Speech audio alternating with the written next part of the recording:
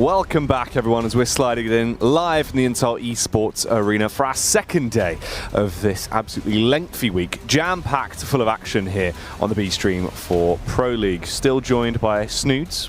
Unfortunately, you are. How you doing, Jack? You doing well? Yeah, not too bad. Excited for the games yourself? Yeah, we've got some really good games coming up later, obviously. You know, yesterday it was a bit more of the one-sided matchups, 2-0s, etc. It was all Dust 2 as well, 3 installments of Dust 2. We've got something similar today as well, though. We do, and that will come up in just a little bit. For the first moment, let's have a look at the results from yesterday and refresh everyone's minds of what exactly did go down. As you said, it was more one-sided affairs. Definitely teams that should be taking games massively in their favour. However, there was an upset win, wasn't there, for Windigo? Yeah, there was. Very, very surprising to see in the first matchup yesterday on the B stream. You can see there on Overpass, 16-3 loss to Windigo. G2, they're going to be playing later on today, and to be completely blunt, they have to show a new face later on. Yeah, they do indeed. So much pressure is on them, even from themselves, and it's one of those where we sort of have to ask questions about it. We need to see some improvement coming through. Towards the end of the day as well, we had a absolutely wonderful matchup between FaZe Clan and Space Soldiers. They both split the points, taking 3 each over on the mainstream. It was a very good day for Na'Vi as well, winning every one of their games. But let's move on now to the standings and see how that affected the league overall, Snods.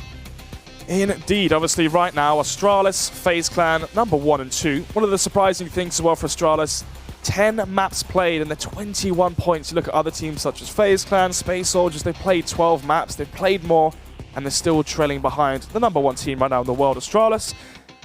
At the bottom there, Fnatic currently ranked number 14, but they've only played 2 maps, Jack. And when you contrast it to other teams towards the bottom there, Go, 6 points, 12 maps played, they're in a drastically worse situation than Fnatic, so don't be fooled by the rankings just yet.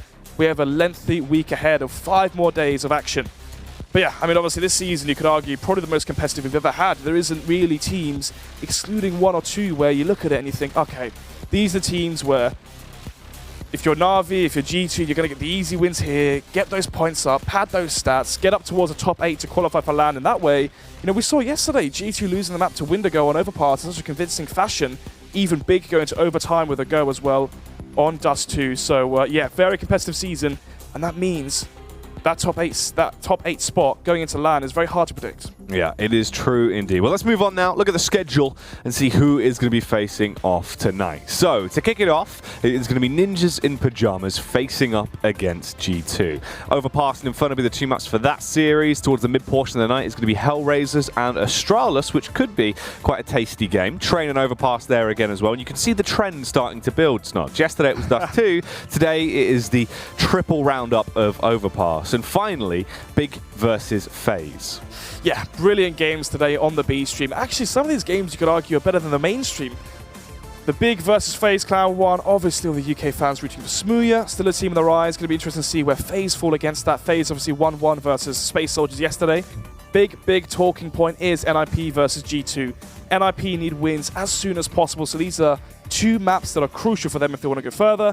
And for Hellraisers, they've had a rocky start so far in the season, and unfortunately, that rocky, well, situation may continue as they're versus the world's number 1. Exactly. Astralis going to be looking to try and take that series by storm and probably walk away with the 2-0. But let's get back on point with our first game of the day. So NiP versus G2. Probably 2 of the teams that right now are left a little bit of turmoil in terms of Pro League. They've been struggling against the teams you feel like they should win against, especially for NiP. They're really having a harsh season. I mean, only for them, their saving grace is that Go have been doing a little bit worse, so they bolstered them up so slightly, but NiP, they've lost against teams they should be beating. They've taken really big dives against some other teams, but interesting enough, they've had upsets against better teams. It's quite a weird season for them and has left them in a horrible predicament.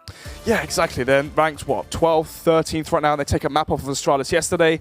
Obviously, there's always been that competitive between Astralis and NiP, going back to the majors, and obviously, notoriously, it was NiP that continuously knocked Astralis, or formerly back then TSM, out of the majors in that top 4 position or top 8 position, and obviously now the tides have drastically turned.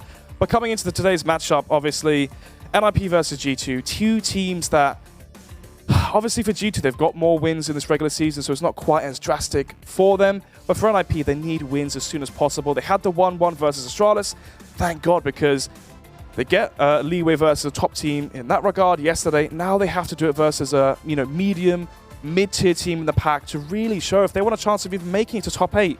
You mentioned avoiding relegation. This is a team that should be trying to fight for that top 8 position to go to Odense. But I don't feel like they really have the chance. I mean, they lost so many games in that first week that they were left in such a horrible position. It's going to be a real struggle, right? And you look at this matchup here for G2. G2's form has been still quite questionable. We don't really know if they're up or down a lot of the time. But against NiP, I feel like G2 will probably be able to really get some headway in this series. I think at the very least they could split this 1-1. Yeah, I agree. A 1-1 could definitely be very feasible. Interesting enough as well, both these teams yesterday losing on Overpass in very, very one-sided fashion. Yeah, NiP losing to Astralis on Overpass yesterday, 16-4. Slightly different team though that G2 lost to on Overpass, 16-3 with Windigo. And when you compare and contrast the games from yesterday on this exact same map, losing to Astralis on Overpass is very different to losing to Windigo. Well, let's see how that actually affects the odds for this one as well. Oh, what? Very favored. Okay, I don't agree. Okay, I don't know how you feel about that, Jack. Personally, break it down. Yeah, personally, I would agree with that. When you look at these odds, the thing that's so crazy is the fact that NiP are lower in the table. I think, well, obviously, it's only the second week, right? I think G2 are like 9th, 10th, whatever. I think NiP are about 13th right now. Yeah, obviously, there's only 3. If you account for sort of inflation, games played, because all of those things, Fnatic exactly right. being bottom. Yeah, precisely, right. It's not looking good for them. You could argue the bottom 2 right now alongside of Ago because Fnatic, as you said, have only played 2 maps. So, yeah, personally, I see that more as a 1. It's hard to say, 1.65 to 2 maybe. But yeah, it must be all those Betway videos with Forest and Rez that Rob4 does. Very true. Betway going for the old. So how many hours in CS:GO do you have, Jack? Not enough. Not enough. Yeah, no. That's why you're casting. Yeah, exactly. It's flashbacks of LAN. God, only a week ago. Yeah. But yeah, long story short, are you agreeing on the 1-1 draw potentially? I think Inferno can go the way. I think so. From looking at this on paper, really, I feel like it's got to most likely go 1-1. Overpass is really going to be the one that is a little bit up in the air for me because both teams yesterday did have a Strugs fest. They were Steven Ruggs in. They didn't know what they were doing in a lot of situations, and they really need to get their heads in the game going into it today. However, for G2, that's the one I'm going to be looking at a little bit more. I feel like if they can have a good start, they can definitely try and run away with it, but I don't know, it just looked quite lost for G2 yesterday. I mean, it didn't even seem like existence. Obviously, we've put so much stake into him because he's been a player that I've always sort of, I've had as a fan favourite throughout the years. Kev, yeah. Obviously, back from Source, he was so smart in terms of his calls, but it doesn't even seem like the calls have really been on point recently. It feels like the tactician that he is has started to fade. And if that starts to happen, I feel like that is the core of this roster that's going to fall apart. I think a big problem yesterday for G2 and Overpass was they were simply outcalled by Windigo. Yeah. And as you said, when you have an in-game leader like Existence, not to be disparaging of such a, tenured player, but if he isn't cooling to a high level, what else is he bringing to the team? This is the big problem, right? You bring in other in-game leaders, right? You're looking at Astralis later on today. Glaive, he's going to be putting up the numbers, the entry kills, the impactful kills. He's also in-game leading, and that's the point. He has had a huge season as well. Oh, obviously. Well, by season, the last 3-4 months have been stellar for them. Obviously, back-to-back champions, but they're going to be coming on later on today. Well, it looks like we are ready to kick this one off. G2 versus NiP. So NiP are going to start off on that CT side. Dennis gets early contact as he does push up to try and work out what is going on. Get right as well. Going to take that control towards Longsnods, but he might have bit off more than he can chew. However, does get one, just turns around as well. They barely take him down in the end, but at least they will be able to trade it back, and it's left on a 3 versus 2. Lecro and Reds, the 2 men for NiP that will be trying to salvage this one. Bomb making its way now towards the A site. No one here currently from NiP. As I say that though, the new in-game leader, Lecro, makes it to the scene as he does find one onto body. So now we're into the 2 versus 2. The bomb can be planted potentially. They know exactly where both the players are from NiP. But in knowing where they both are, they're going to be making the read to go back towards the B site. Fast rotation down towards Connector, but even faster rotation potentially from NiP. Can they get here before the bomb goes down? Well, 2-on-2 into this round. Bomb is going to be planted. Rez peeks out. Trying to see what he can actually find here with his USP in his hand. Existence gets into a better position. If they don't suspect this, he can be quite the nuisance from this angle. They might find the first frag, but do they realise where Big Kev's playing from? Finds the flick up with the Glock, has to get the adjustment. Looks a little bit panicked, but there's no ammo left for Rez, and it is a free kill that is gifted to him. He finds himself a hat-trick into the round, and G2 picked that one up. but it looked quite scrappy. Looked very scrappy. 20 bullets in the magazine for the Glock and only 12 for the USP. And right there, it paid dividends. 1-0 for G2, as they made a great mid-round call there. They saw where both the players were from NiP. They know that they have the advantage there. They're playing headshot angles towards the stairs. They have the long-range duels with the USPs. And instead, they run down connector. They bring it close quarters. And Big Kev, as we call him in the UK, delivers the 1 versus 2 clutch. Stack going to be called by Lekro. Something actually we didn't touch upon, Jack, coming into this matchup is the fact that Lekro is now the in-game leader for NiP. Obviously, prior it was Dennis. We saw that Dennis was brought into the roster to be that high-fragging in-game leader to deliver a fast-paced style of CS. However, this does free up his role on the team, and now they put the burden on Lekro. And right now he's made a very risky call to stack towards the A site, but when you are into an eco, you have to take those risks when you're in the deficit. For G2 though, it's been a very easy round, just walked their way in, finding the majority of the kills as GetRight and Dennis have been eliminated. Both of the kills were on Shox' Galil though, so not really too much cash could be built up. Smiths would like to change that and does begin to expand out with that Mac 10. Gets punished, however, punished by Forrest, the man that looks to try and double down. But Kenny S with the MP5 will steal a little bit of additional bonus towards the end of this round. G2 are going to pick it up, that'll be 2-0. And Rez is the only one that remains for NiP, but it doesn't seem like he's really going to find anything. No one exiting towards him, so it will just be a bit of a stalemate. 2-0, as expected. We don't really see the second round force buys anymore, as players and teams now wait that extra round. They can buy up into round number 3, as NiP will be doing now. If this was before the patch that was last week, NiP would currently be on a full eco. This should be the 3rd round for G2. But instead, you can see Molotovs, M4s, no defuse kits though, so they are going to be lacking in terms of utility. Obviously, if you get more kills in the pistol, it can allow for a better buy going into this one. We see some AWPers able to afford an AWP and no Kevlar. But Rez, he has armor, and that's why. Body goes down early on. Trying to shred him though, and they will get away with just that. Existence finds that frag. Dennis with the extension around will slump out Smiths and then begin to retreat. They're into a pretty good position. They do have the advantage into this round. It's a 4 versus 3. And what will the Wolf Pack of G2 begin to get up to here, Snods? Bomb. Going to be making its way back towards T-Spawn. Shox, you can see, has the sense that something's not right, but something is right, and it's GetRight. He's from behind in a situation which seems almost vintage. Toying with his food, as he will be cementing that kill. Bomb drop towards T-Spawn. GetRight has it. Now Kenny S and Existence have to try and salvage the situation. Very nice luck play from GetRight. Still continuing this round as well, but eventually is punished. Taken down by Kenny S. Brings back the old mantra, really. If you don't know where GetRight is, look behind you. 2 versus 3. No presence here for Existence towards the A site. He hasn't got anything really going in his control.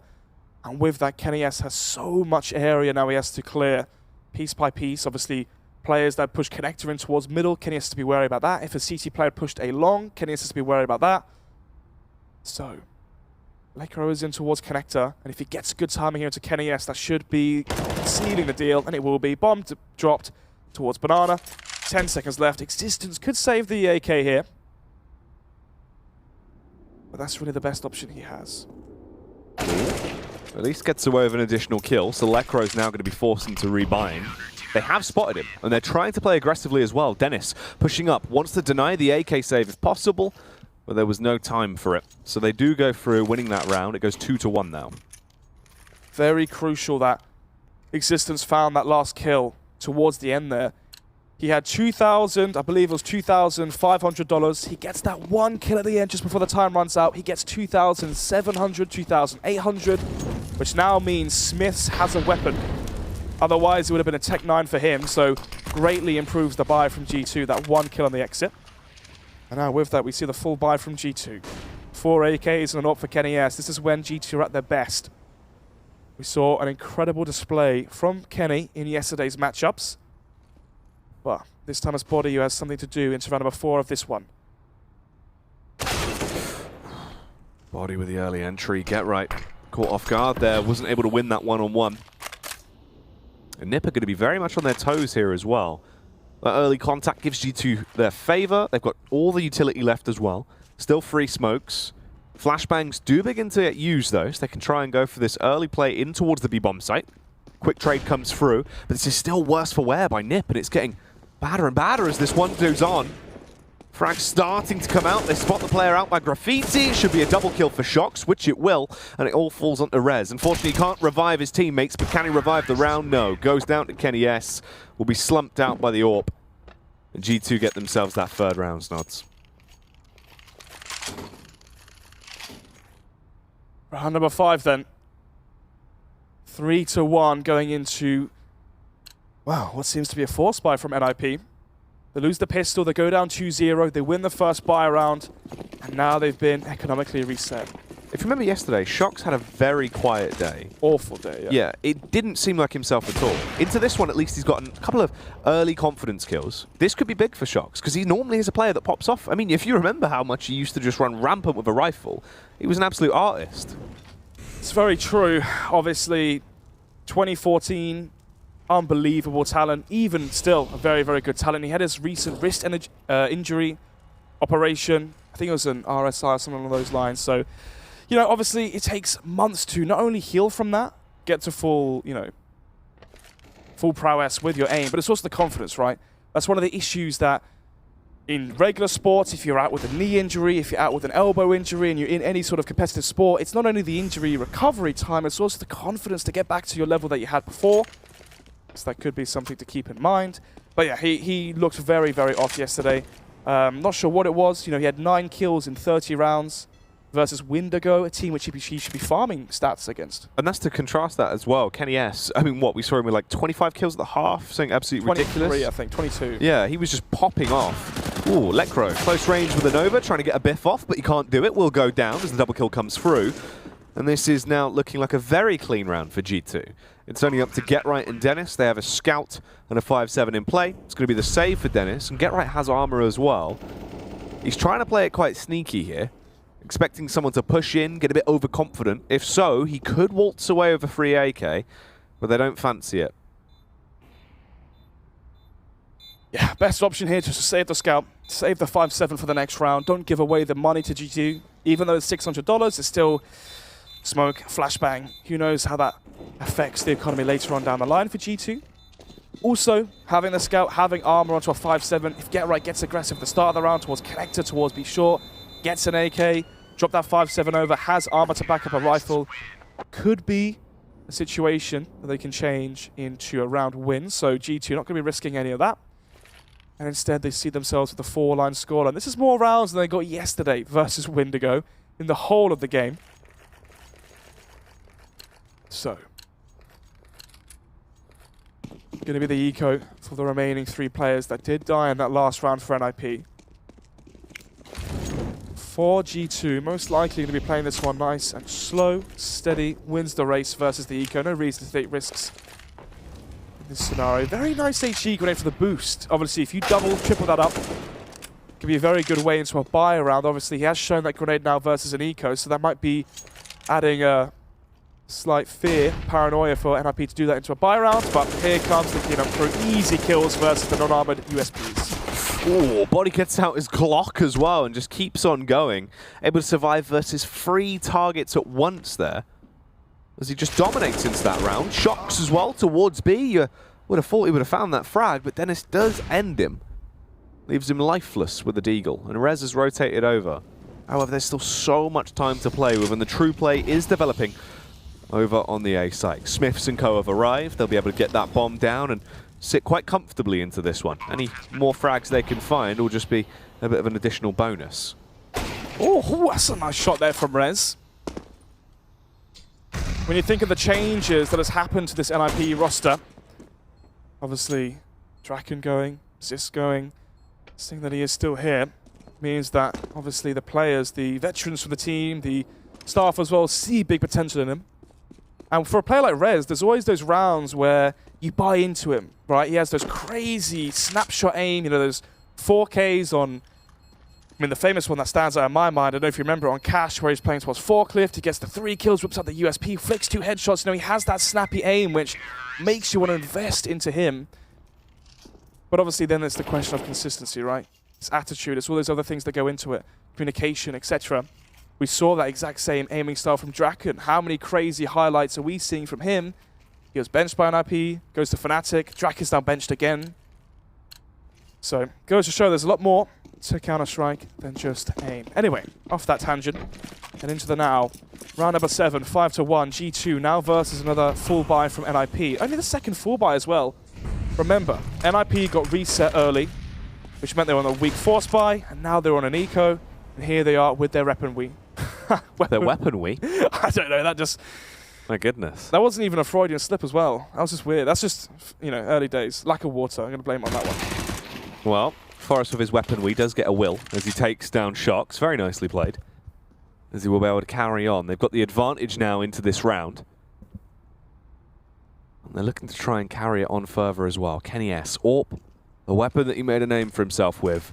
And he was an absolute beast in his prime. Let's see if he can try and dominate now as they do push up towards this A site. Rez getting a lot of information though, hearing the pitter-patter of their footsteps as they do leap and bound around. And he starts to slide in. Trigger discipline on point as he gets the first kill, but Kenny is now aware of his angle and Smiths is going to push up to support him. Gets the first, extends out, realizing there's going to be more as well. It's the double AWP execute towards the A site with a backstab from Body. A tasty headshot on Forest, and Dennis has already gone down, Snods. They're winning this round. 2 versus 3. As now Kenny S. Still here towards Banana, has the backup of his team coming in towards toilets. Smoke towards the stairs. But Get Right is still here. Lekro though is the only player with HP and he's towards the B site. Get Right, one shot from the AK, 27-1 will take him down. As you can see, Get Right, oh sorry, Body was trying to search as to where Lekro was as well. They didn't expect that. They were split 1-for-1 in their defense. And now Kenny S getting shot up through the side of the wall is the one that's a low HP. Now we see the 1 versus 1. Can he win it though? Is he going to be able to pick this one up? The timing as he gets away. Throws out the flashbang to at least give him an opportunity of attack. Lekro does not have a smoke. He does have a hit, however, but the peek from Kenny. Ferrari peeks him. Jesus. There's a drive-by of a flick shot. Dom Solcast would be proud of that one. He would be indeed. That was quick. Yeah, 6-1. I mean, once again, NiP falling short on their CT side. And you've got to say, fair play to the individual players here from G2. It's not as if it's, you know, Shocks with a 3K, Kenny S with an incredible round of 4 kills. That's 1 kill for 4 players, and obviously Kenny S with a double kill, but it's a group effort, and that's what makes it so hard here for NiP. Oh. The swarm coming out from G2 as well, just exploding out. There is a backstab, but Body's going to spot it, so Dennis gets no chance to cause any disarray. And this is looking like a very fast round for G2. Surely this is one going straight into their back pocket as they do explode out towards the site. Get Right, inspecting his deagle, trying to get that animation to come through. Wants the bonus damage, but it's not going to be there, Snods. However, Lekro with the 5-7 gets 1 constellation for Agon Smiths, and it is still a G2 round. And they are dominating right now. A 7-1 scoreline. I thought this would be the map where if they had a good early start, they could definitely hedge their bets and take it, and it's looking like it's going that way. It's very true. Obviously, maybe the 2 losses yesterday versus Windigo, 16-3, and a loss as well. I think it was 16-14 to LDLC, French rivals. Obviously, it's a very different roster now that we saw prior when LDC were in Pro League last season. So maybe it was a wake-up call that they needed, and it seems like the luck still hasn't changed here for NiP. Perfect read coming out from Existence. Anticipates a different style from NiP. G2 have played slow rounds, they've played trade rounds, they've gone up towards A long, they've gone up towards toilets, they've traded kills in towards middle, etc. NiP have not seen a rush from G2 as of yet, and because of that, NiP were getting set into positions where they could AWP and counter a slow default from G2. Existence completely changed the format, goes for the rush instead, catches an AWP in disarray, catches the boost as well, remember. NiP were trying to counter the default they've seen so far, so very good mid-game call from Existence there to change the pace. And NiP, like a deer in headlights, have no idea what was going on.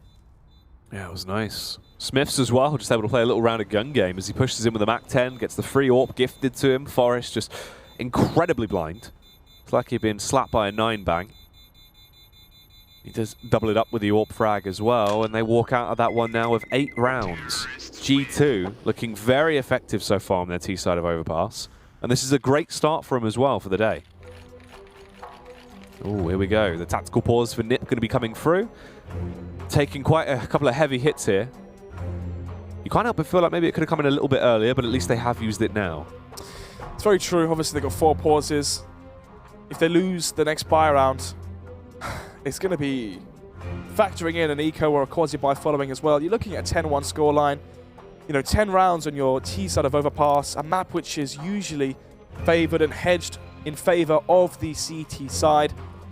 G2 have done a very, very good job. Even so far, I mean, even if this is an 8-7 scoreline, you could definitely be arguing that G2, well, obviously numerically win the half, but psychologically win as well because they're on the unfavoured side. Well, then back into it now. Round number 10. NiP, can they actually get anything going for them?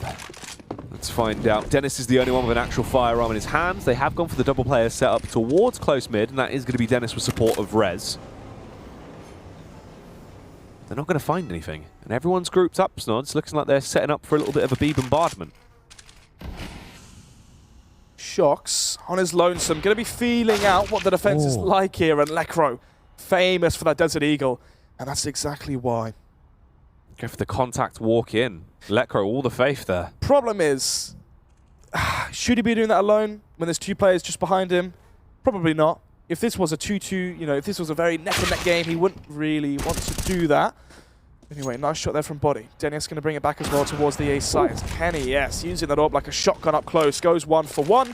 And now we see ourselves into the 3 versus 3. 2 players towards the B side here from NiP. And 1 towards A. That's on Dennis.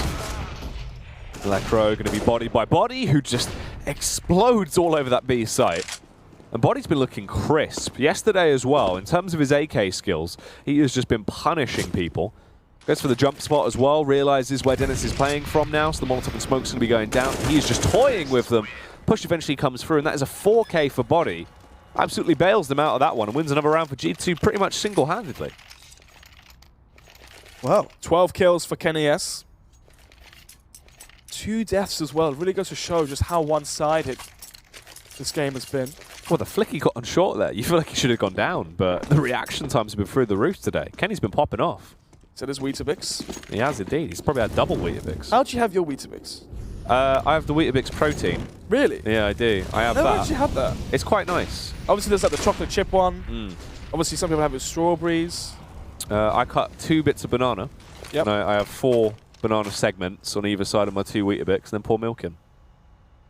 It's not a bad breakfast, you know. Yeah, that's what I have. Have you lost weight recently? Potentially. I've been eating better. I was going to say, you know, noticed it yesterday. So, you know, congratulations on that. Anyway, Kenny S.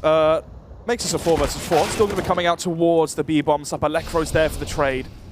And now we see the advantage back in favor of NiP, but that flashbang was perfect. The problem is, though, Jack, they're not able to capitalize off of that as there's no one there to push onto it. Well, a 3 versus 4. Finally, Ninjas have an advantage.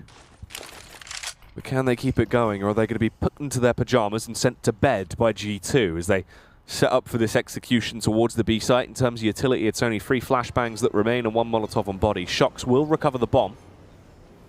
An Existence trying to make a play here. Smoke goes down. CT's just going to be playing around it, but he's got confidence, pushes up. The flashbang will blind him. If they push through, they could get a tasty frag, but Lekro just plays behind the barrels for the meantime. And here comes the true explosion. Body, absolutely juicy stuff. Lands that headshot, still proving he's crisp as ever, and he keeps it going, Snods. It's outrageous how effective he can be. Existence spots out the player over like graffiti, but Body wants to be the one to deal with him. And a round that looked like it was almost going to be NiP's second has just been destroyed by Body. Well, seems like fate now at this point, Jack, that this one's going in G2's favor. NiP had the man advantage. Lekro got the trade kill onto Kenny S. We thought, okay, 3 versus 4. Plenty of time left on the clock. NiP have the advantage. But Body this time steps up. Now it's 13-3 on both of them. What's his ADR looking like here? 125 for Kenny S. Usually, usually the AWPers have far lower ADR than the riflers because, think of it this way, right? Say you're in an exchange, and you're a rifler, and you both shoot each other, you're doing 20, 40, 60 damage to the guy, and then you lose, right? As an AWPer, if you miss, you do nothing. So typically, the AWPers have lower ADR for that reason. But kennyS, obviously, he is against the curve when it comes to most things AWPing related. But 10-1 here, Jack. And no, that's not the time on the clock. It is crazy that this game has gone so fast as well. G2, the majority of these rounds have just been whitewashes for them in favor. And the fact they're able to pull back from a situation that is so heavily stacked against them as well, just off the sheer individual brilliance of a player like Body, is definitely what they need. So what is the adjustment going to be now from NiP? Necro here playing towards short. They may go for the boost in towards connector. I'm not actually sure what they're trying to do here. Obviously, they have B short control now. Smoke the tunnel off, leave one player there, rotate an extra player towards the A site, for example, if they wanted to. They have early information towards B. They have control of that. They've still got Dennis in towards toilet, so they actually have very forward positions here across the map. This could be a big risk. Ooh. And that's why. Dennis, he spots them out with the AK, so much more effective, especially when it's in the very capable hands of Body. He has been punished, though, and Rez keeps on flicking around. Unfortunately, he will be punished. Shox gets the headshot off, rips off his noggin, and is now ready to try and aggress out towards the A site. There is the backstabbing effect. Lecro, he has support as well. It's going to be him and Forest going in together. But look at the lurk. Smith still just waiting. He can peek out with the AWP. It's an easy frag found. He might miss the second, but he doesn't need to re-aggress. kennyS has just overthrown, get right towards the site. They knew the location that Forest was playing from. It's got to be over. I really do feel like NiP could have played that far better in terms of the CT setup. You have the aggression from Lecro and Forest in towards B short. You can leave one player there, have someone play on the default B site, rotate an additional player towards A. If you're aggressive towards one half of the map, typically you're passive towards the other. The reason is, with aggression, you get early information. That means you can move a player over, play passive on the side that you think they're going to hit. Remember, they've got forward information at B short, and they've spotted no one. So where is G2 most likely going to be? Grouping up outside the A site. Therefore, you play passive with an extra person there. You have a better chance of winning the round. Instead, Dennis, even if he gets one kill, playing towards front toilets, he's going to get traded. That's the problem that they faced so far. G2 have been trading their frags. They've been on point individually. They've been outplaying the map as well in favor of NiP. And to be completely honest, NiP aren't playing as a team in a structure that makes sense.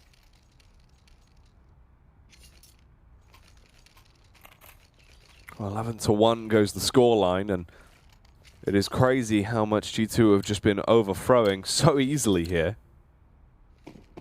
We saw that it was very one-sided games yesterday when both of these two teams played, and now G2 are giving NiP a taste of that. Minute and 45 on the clock as we get back into round 13. Dennis, if he does extend out here towards connector, he might be absolutely annihilated as kennyS is going for the contact face with the AWP slowly walking up. If he gets this first pick, it'll be a nice opening frag, and it just looks effortless, doesn't it?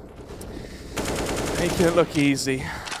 You got to think of it this way, right? If you're G2 as of right now, you hit your rock bottom pretty much yesterday. Obviously, yes, you're failing to make playoffs at multiple big LAN events. That's bad enough, okay? You have the tweet from Ocelot. That's bad enough as well. And then you lose to LDLC.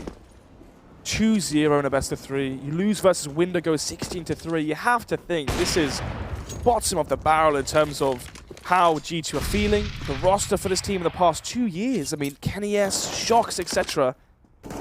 That has to be a wake-up call. We have to be seeing them playing more motivated.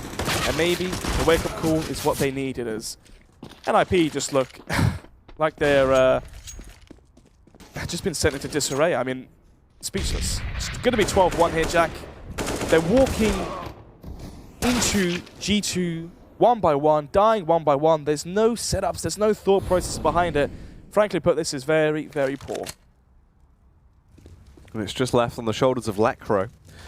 Miles away from what is occurring up towards the A site. The bomb is going to go down, so it's only a matter of time until this one is picked up. That'll be a 12-1 scoreline. And this half isn't anywhere near being over as well. And the manner that G2 have been winning these rounds is so well. They have so much cash. Even if NiP started to bring this back, they wouldn't really feasibly be able to break them before the end of the half, Snods. So this could really get out of control quite quickly. Yeah, I think it already is too far gone. It's going to be 12-1. If you're NiP, do you mentally tap out and think about Inferno? I believe Inferno is next. Just because, how do you salvage this? It's going to be a long, hard grind back on their T side. If this was role reversed, okay, and it was 12-1, CT side from G2, and your NiP, mentally, you know, that CT side, as long as I play my spots correctly, as long as we land our shots, as long as we rotate properly, have good retakes, we can win this. Whereas it takes so much more mental fortitude, so much more mental effort to come back on your T side, to slowly grind out those rounds, to make those perfect mid-round calls, to counter the CT setup that you're witnessing against your opposition, to make the right call every round, to not slip up. It's far more mentally taxing. Ooh. The first time we've actually seen a miss coming through, and Lekro gets the double kill. The Shocks and Body have been punished because of this mishap towards Monster. And they're retreating as well. Existence going to fall back, but he lands a beautiful headshot. He won't expect the second man, though. Dennis baits them in, finds that capitalization, tries to grab the AK, and they outnumber them now, 2-1. NiP are in a great spot to at least pick up this round and give themselves a second. It's something. They need a huge buffer. It doesn't seem like it'll be achievable, but if they can get away with anything, pry some extra rounds out of the hands of G2, it's worth trying to do so. 50 seconds remaining. We've seen NiP bail G2 out of these sort of situations before, but surely not again. Seems like 3 or 4 times G2 have won rounds. They definitely had no reason winning. There we have it. NiP goes down, all down to Smiths. Last alive, 1 versus 4, 30 seconds remaining. And he will go down for the count as well. 12-2. Still going to be the 10-round advantage, though, in favor of G2 as we head into the final round of the first half of our first map of the day. Lucky enough for the viewers at home, we've got 5 more great matchups coming up. And actually, to be fair, this has been a great game. Even though it's 12-2, it's been exciting, fast-paced games. One of the problems you have sometimes is the matches are slow and both teams aren't playing to the level and both teams are making mistakes and it's an issue. Here we're witnessing great Counter-Strike from G2 and it's a pleasure to watch. Well, in round 15, the last round of this first half, NiP. At most, they can get themselves a 3rd round to try bolster them a little bit going into that T side. It could be a good confidence boost as well. But is it even achievable? Smiths trying to get that control over towards Party, has support as well, but Dennis, if he goes undetected and has a monster round, this could be huge for him. The AK's in his hand, but can he get naughty? Gets detected, pushes through, an awkward spam, but eventually does slay Smiths, but Existence will trade it back as Dennis goes down. Oh, Shocks as well. Lands a shot where Forrest's thoughts get processed as he does get annihilated by that Kalashnikov, and it is only 3 men that remain on the CT side, Snods. Ooh, Body there. Catches the aggression towards B short from Lekro. Easy job done here for G2, of course it is. We're looking to see a 13-2 half unless Get Right and Rez have something to say about it. While making its way in towards Monster. Both the players here are towards the right side though, Jackson. Maybe that's a saving grace for NiP. 30 seconds remaining. That Molotov will deter G2 momentarily. I feel like if NiP get 1 kill here early on, they can turn this round on its head. Maybe not. Maybe we were just thinking of the best possible outcome, as it's going to be Rez with an AWP actually. But not for long. NiP says, actually I'm better with that weapon. 13-2, Jack. I did not expect to be saying that. No. Very, very one-sided there. G2 just overthrowing, blasting them out of the water with their depth charges, and NiP, they need to get their heads back in the game as we go into this half-time. This is that last little bit of a reset they're going to have before we delve into the action. If they don't wake up, they are going to struggle. And it's not even the case of them now being able to win a big pistol round and start to get that huge momentum crawl, because it doesn't work that way anymore. Yeah, I mean, before you would say, okay, if they win the pistol, they can go 13-5, and then if they win that first buy round, force out a quasi-buy from G2, maybe 13-7. I mean, even yesterday we saw a big comeback from a scoreline very similar to that, so definitely very doable. But here, I mean, NiP win it, you're looking at 13-2. It's a very different outcome. Do you see the bread back there? Bread? Yeah. If we there we go. So if you forget your picnic mat, or what is that? You know, it's just like a blanket they've put down, yeah? Do you just spray paint one onto the grass? Is that what they've done? It looks like it's just been sprayed on. Are you sure that's... Yeah, that is a baguette. Wine, baguette. You know, this place is actually in Germany. Mm. And if I saw wine and a baguette, I'd be expecting, you know, south of France, somewhere along those lines. You've never had a baguette in Germany?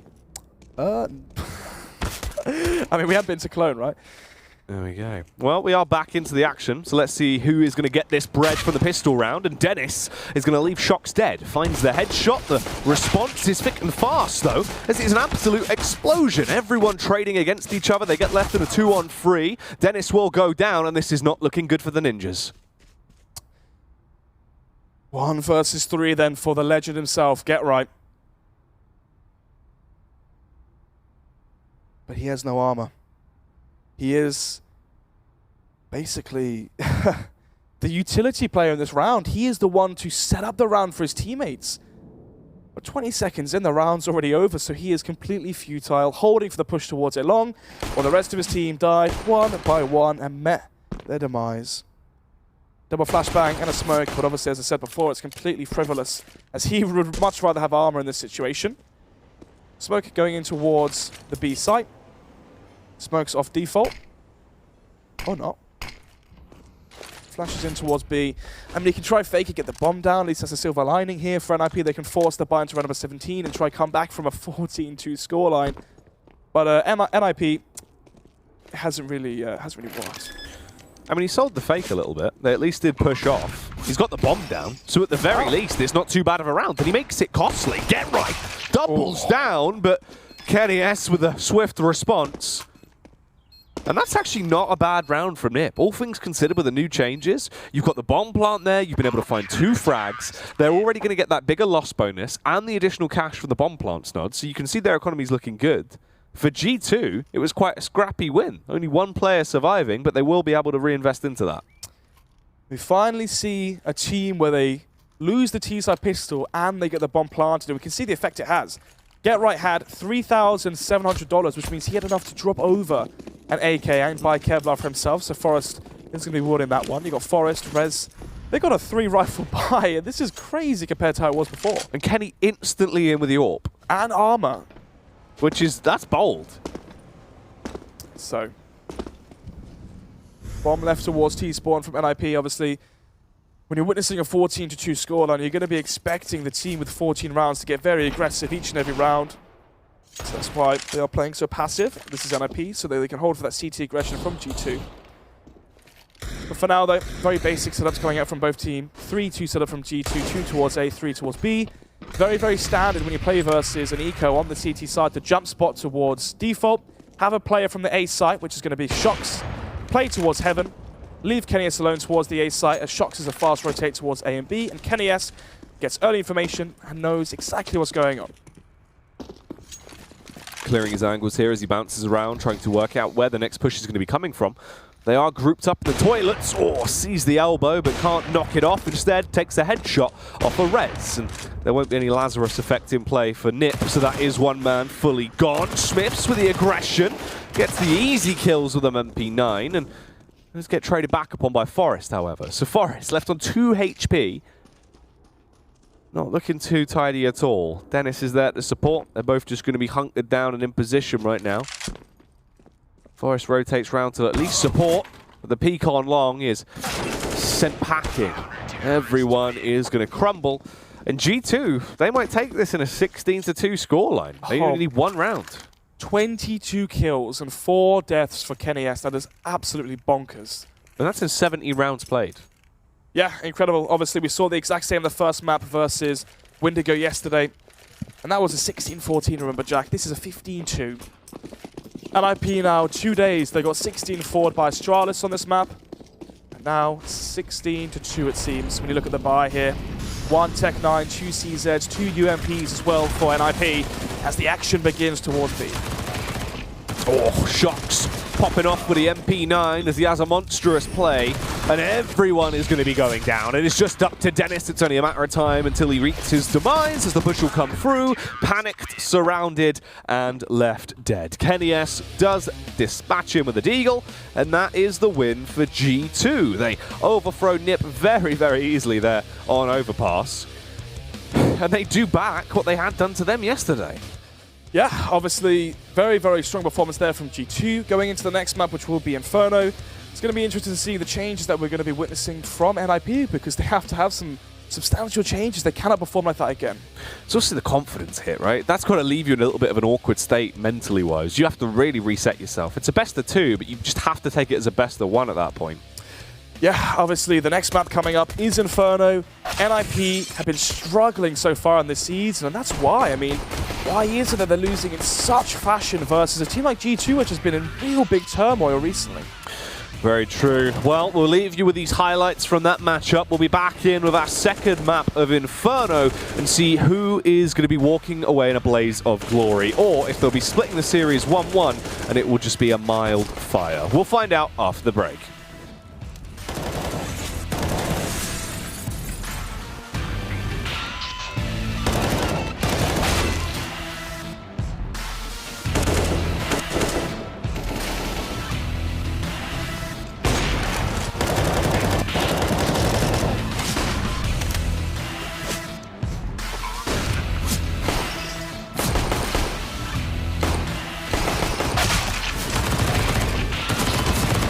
ESL Pro League is brought to you in part by Intel, Vodafone, The Road to Odense, Betway, MSI, Logitech G, Pay Safeguard, Mountain Dew League, and ESEA.